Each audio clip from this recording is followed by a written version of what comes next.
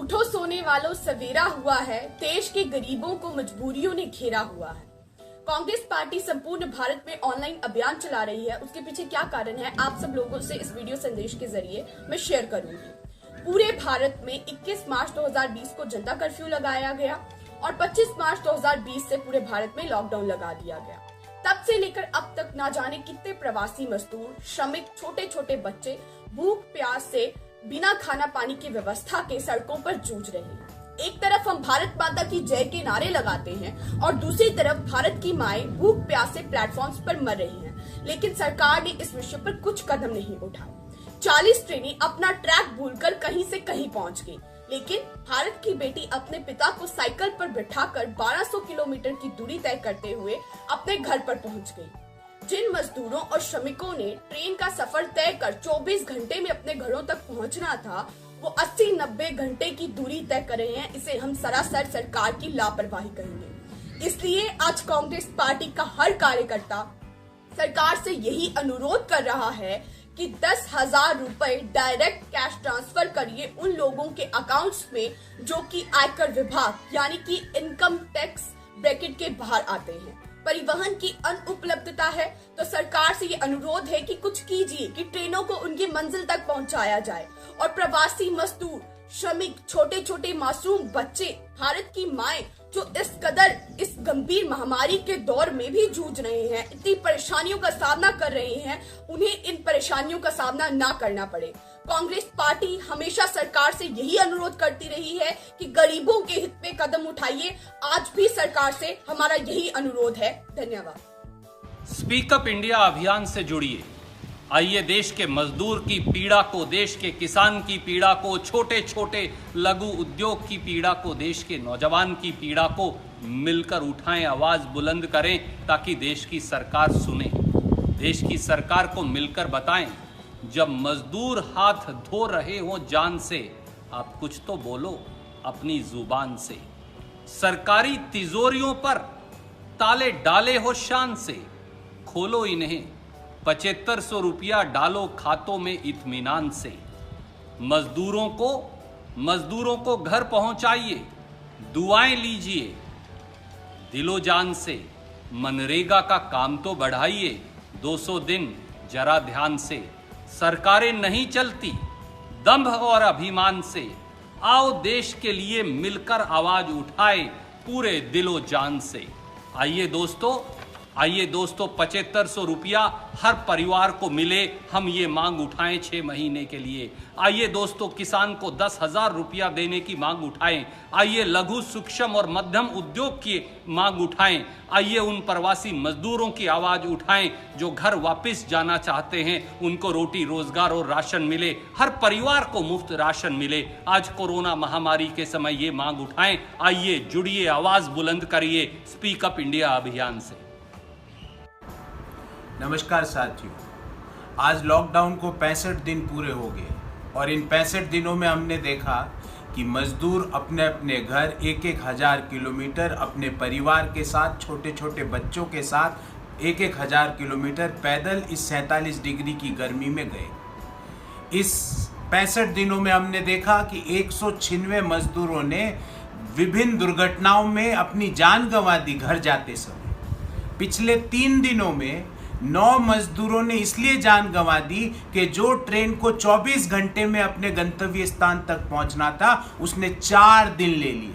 जिस ट्रेन को गोरखपुर पहुंचना था वो राउरकेला पहुंच गई। इस कारण से भूख और प्यास से 9 मजदूरों ने अपनी जान गंवा दी। पर इस सरकार ने ना तो उन मजदूरों के पैर के छाले देखे, ना उन मजदूरों की आंखों के आंसू देखे, ना उनकी सिसकियां सुनी। इसलिए इस बहरी सरकार को जगाने के लिए आज कांग्रेस पार्टी ने स्पीक अप इंडिया नाम की मुहिम चालू की है और इस मुहिम के तहत हम मांग करते हैं सरकार से, 4 मांगे करते हैं। नंबर 1 मांग कि तुरंत सारे मजदूर जहां से भी वो अपने घर जाना चाहे, बस से, रेल से, उनको निःशुल्क अपने अपने घरों में तक पहुंचाने की तुरंत व्यवस्था करें। उसके पश्चात उनके खाते में तुरंत 10,000 रुपये प्रति गरीब परिवार तुरंत डालें। अगर ये नहीं डालें तो आने वाली पीढ़ियां हमें माफ नहीं करेगी। नंबर 3, जो मजदूर गांव पहुंचा है, अपने कस्बे में पहुंचा है, जहां उसको 100 दिन की मजदूरी की गारंटी मनरेगा में है, उस मनरेगा में 100 दिन की गारंटी को तुरंत 200 दिनों तक बढ़ाया जाए। और नंबर 4, ये लोन देकर लोगों की सहायता करने का जो झूठा आयोजन किया जा रहा है उसको बंद करे, लोगों को नकद सहायता दे। बहुत बहुत कठिन समय है, अगर आज नकद सहायता नहीं दी तो आने वाली पीढ़ियां हमें माफ नहीं करेगी। इसलिए मेरी सभी साथियों से गुजारिश है, स्पीक अप इंडिया। अगर आज हम नहीं बोले तो हमें हमारी पीढ़ियां माफ नहीं करेगी। बोलेगा इंडिया तभी बढ़ेगा इंडिया। नमस्कार। आज देश भर में कांग्रेस के कार्यकर्ता, कांग्रेस के नेता उन लोगों के पक्ष में अपनी आवाज उठा रहे हैं जो लॉकडाउन से, कोरोना महामारी के असर से सबसे ज्यादा प्रभावित हैं। हम इसीलिए ये काम कर रहे हैं ताकि सरकार उनकी आवाज सुने। 10,000 रुपए की मांग कि हर जरूरतमंद के अकाउंट में तुरंत 10,000 रुपए डाले जाएं, ये एक मांग है हमारी। दूसरी मांग कि अगले 6 महीनों के लिए प्रति माह 7,500 रुपए जरूरतमंदों के अकाउंट में डाले जाएं। इसके साथ साथ जो घर पहुंचे हैं, जो प्रवासी मजदूर घर पहुंच चुके हैं, गांव में पहुंच चुके हैं, उनके लिए, उनकी मदद के लिए मनरेगा के जो कार्य दिन हैं वो 100 दिन से 200 दिन तक बढ़ाए जाएं। जो छोटे व्यापारी हैं, जो लॉकडाउन के असर से जूझ रहे हैं, जिनके पास 2 महीनों से कोई बिजनेस नहीं है, जो छोटे दुकानदार हैं, बुनकर है, छोटे व्यापारी हैं, उनकी मदद के लिए सरकार कुछ करे। एक वित्तीय पैकेज दे जिससे कर्ज ना हो उन पर, जिससे उनके हाथों में भी पैसा आए, ताकि वह इन मुश्किल समय में अपना गुजारा कर पाए। देखिए, मैं खास एक आग्रह करना चाहती हूँ सब राजनीतिक पार्टियों को, लेकिन महत्वपूर्ण तरह से भाजपा के नेताओं को। राजनीति बंद करिए।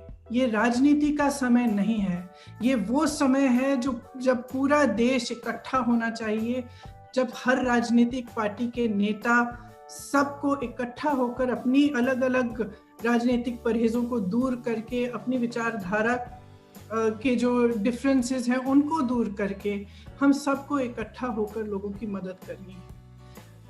जब यूपी में ये सब बस का हुआ, ठीक है, आपने हमारी हजार बसों को नकार दिया, कोई बात नहीं। हमने तो कहा भी था कि आप अपने बैनर स्टिकर लगा लीजिए, हमें उससे कोई इशू नहीं था, फिर भी आपने वो ऑफर नकारा।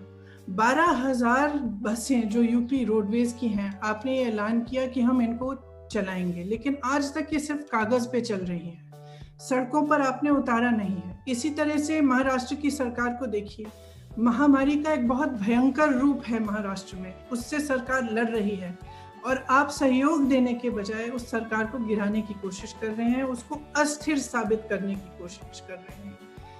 तो मैं खास तौर से आपको कहना चाहती हूँ कि ये सहयोग का समय है। देखिए, हम सब के ऊपर इस देश की जनता का कर्ज है। आप ऋणी हैं, हम ऋणी हैं। हमारे हर दुख में, हर सुख में जनता ने हमारा साथ दिया, आपका भी दिया। आपकी विजय में आपका जय जयकार किया, हमारी पराजय में हमारे साथ खड़े रहे। अपनी उदारता से हमेशा इस देश की जनता ने हमारा साथ दिया है। आज इस देश की जनता दुखी है, त्रस्त है, तड़प रही है। एक बेटा खुद बैल बनकर बैलगाड़ी में अपने परिवार को बिठाकर चल रहा है। एक बेटी अपने पिता को साइकिल पे बिठाकर 600 किलोमीटर साइकिल चला रही है अपने गांव। श्रमिक ट्रेनों में मजदूरों की लाशें पड़ी हैं। एक बच्चे का दम अपने पिता की गोद में टूट रहा है। एक माँ की लाश रेलवे के प्लेटफॉर्म पे पड़ी है, उसका बच्चा उसे जगाने की कोशिश कर रहा है।